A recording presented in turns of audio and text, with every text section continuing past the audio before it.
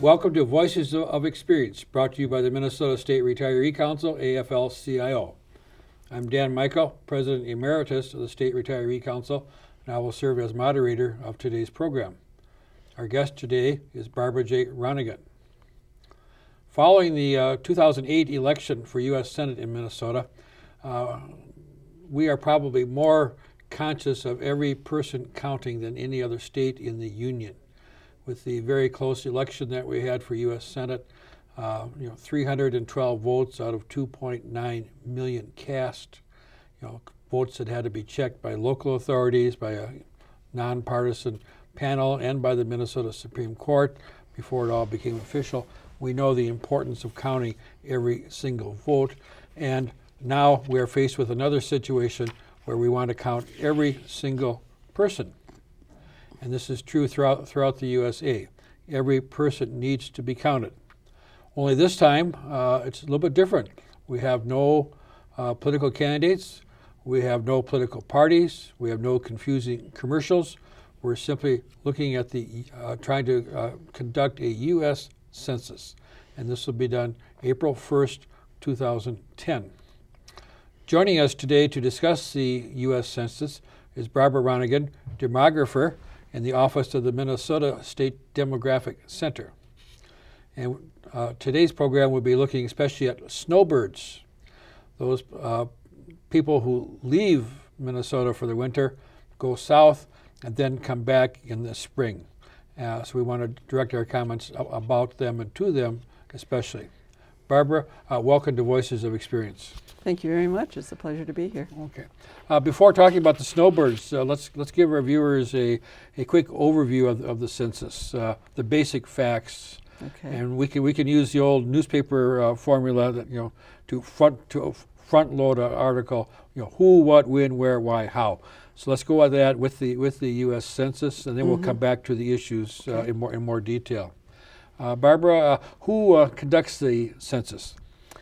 The operation of the census is done by the U.S. Census Bureau, which is a division of the Department of Commerce at the national level. However, the census will tell you that you actually complete the census. You actually do the census when you fill out your questionnaire. Okay. And what type of knowledge are they hoping to gain through the census? Well, this time it will be a simpler census than we've had in the past. It's only one form. There's no long form, only a short form, and there are 10 questions. They include your age, your gender, your race, your ethnic origin. That means if you're Latino or not Latino. Your relationship to the head of the household, and whether you own or rent your house. Then there's some other administrative questions that they will ask that are used to do edits to make sure they're not counting people more than once. And when does the census take place? April 1st of 2010 is considered Census Day. The questionnaires will be sent in the middle of March next year. Okay, so we have who, what, when. Now, where? Where? Every household. Every household. Every household in the United States should receive a questionnaire. Okay. And why are we doing this? The census is mandated in our Constitution. So it was Article 2 of the Constitution says that we will perform a census every 10 years, and the first one was done in 1790. And how are the questions asked? It's a written form. I actually have a couple of copies of the form here. I don't know if you can see that on camera. It's a written form. It's a short form only, and you need to answer the questions for each person in the household. So if you have 10 people in the household, you need to answer the questions for each of those people.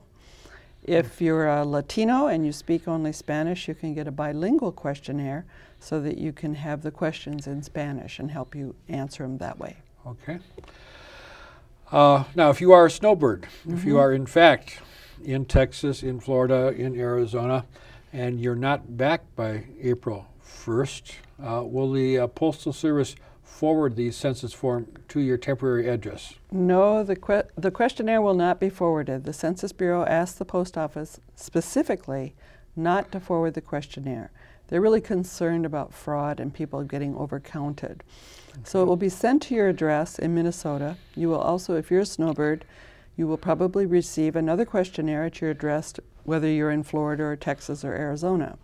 What we're asking Snowbirds to do is to not answer that questionnaire that they received in the southern location, but wait till they get home and go contact their city hall and find out where to get another questionnaire and fill it out for Minnesota. So if you are on the beach someplace or on the desert, don't fill it out.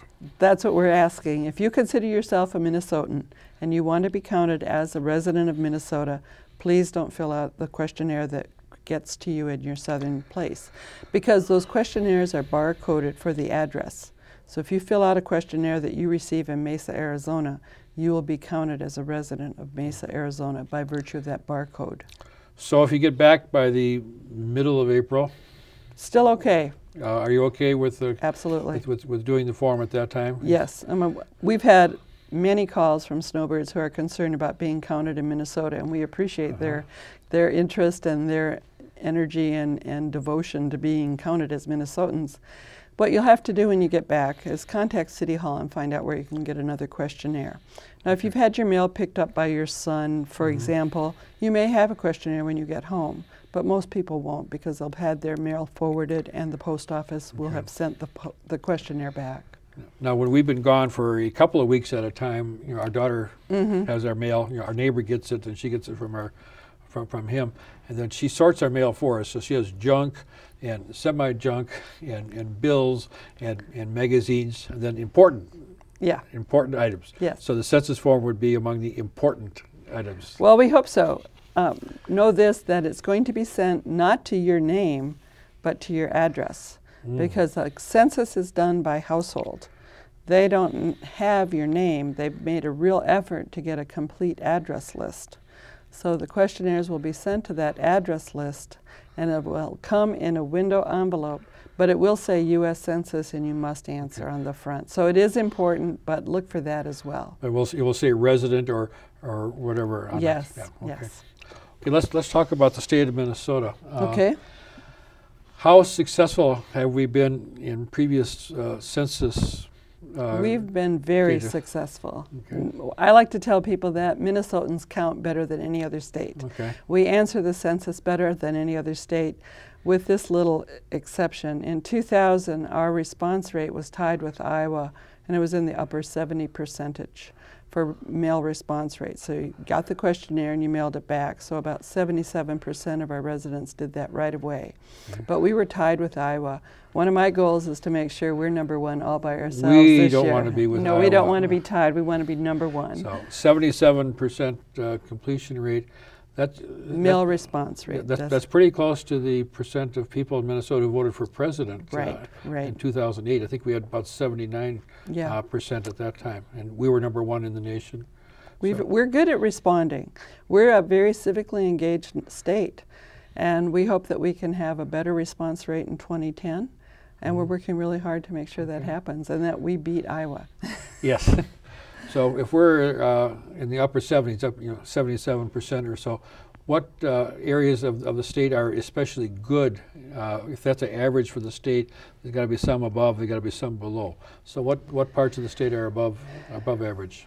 Most parts of the states do well. Suburban areas, rural areas do a really good job of responding to the census. It's hard to decide which areas don't respond very well, especially because not all areas receive the questionnaire in the mail.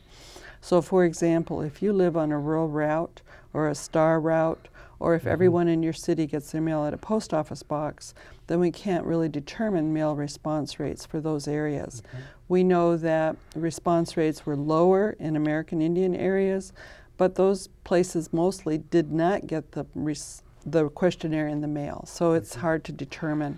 We know that certain areas of Minneapolis and St. Paul, for example, had lower response rates, and often those are associated with areas with high proportions of new residents in Minnesota. More transit population? New immigrants or people who've just moved here from other